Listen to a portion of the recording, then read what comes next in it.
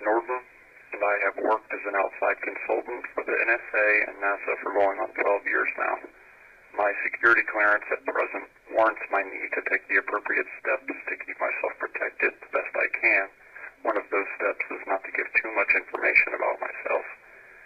What I can tell you is that I have worked as an outside consultant on many projects led by our government, the U.S. government, including with, more recently, the Meteoroid Environment Office, or n.wo, which is involved in several research projects with installations located throughout North America.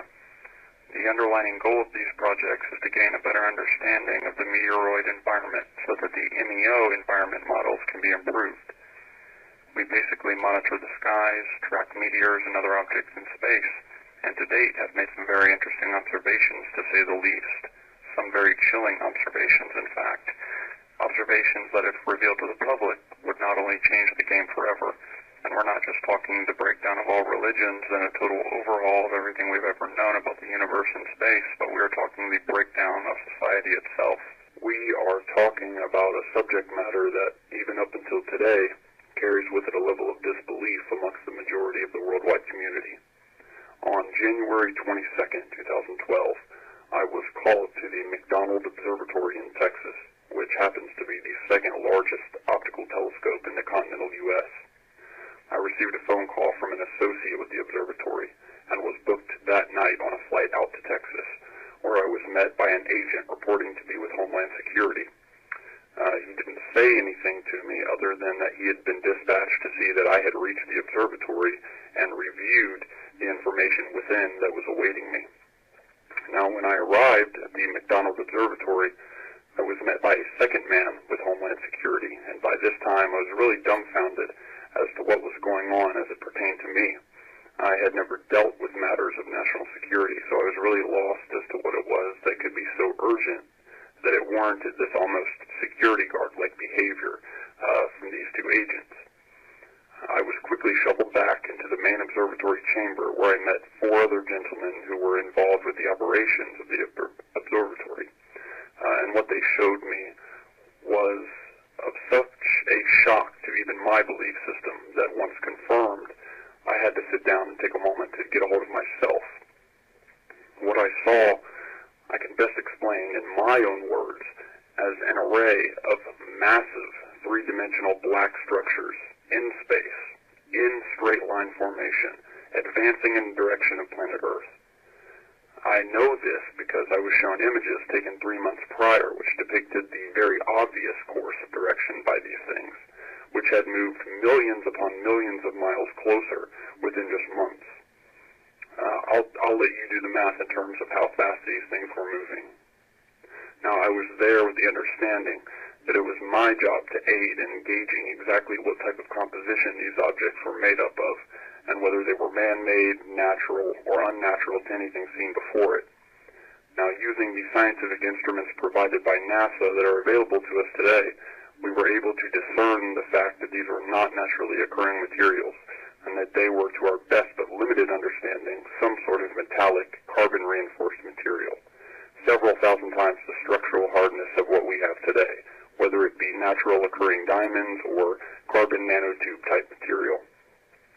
The object seemed to also be emitting some sort of force field that deflected space particles from touching the surface, almost like the magnetic field around the Earth, which shields it from the sun's rays and solar material.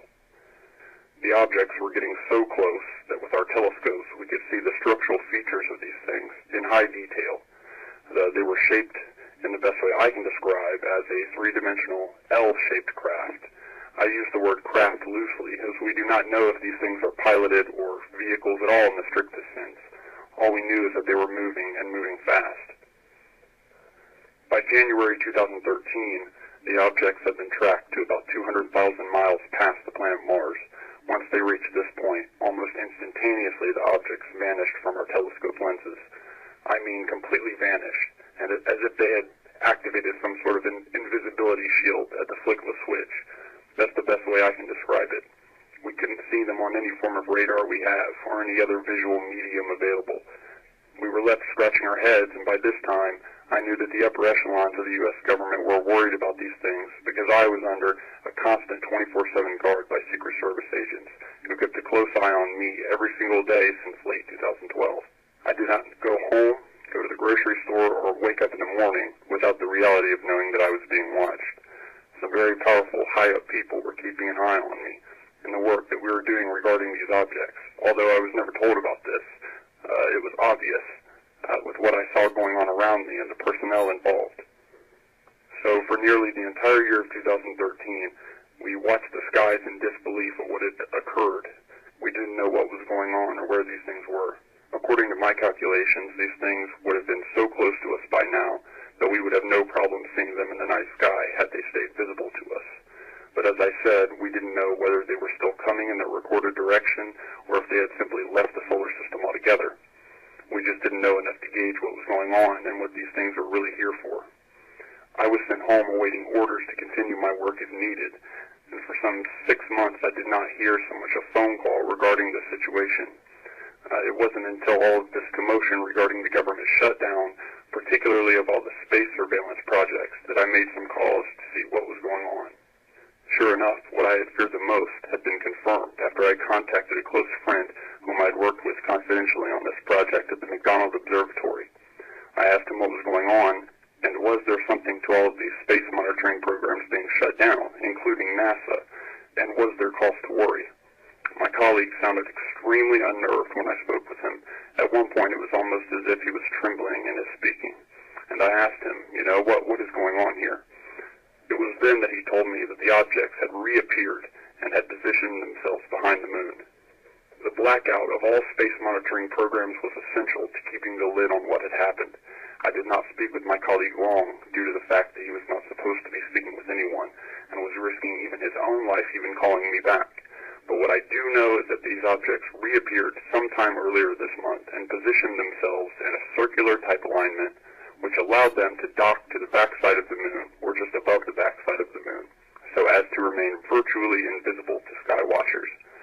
The things are up there, and they're just beyond our view of sight when we look up at the moon. We don't know what they are, what they're doing, or what they're going to do. We do know that there have already been fluctuations in Earth's gravity field and the gravity field which links the moon to the Earth. These things are stationary, and they are at this very moment sitting behind the moon. No movement, no radio signals, no nothing.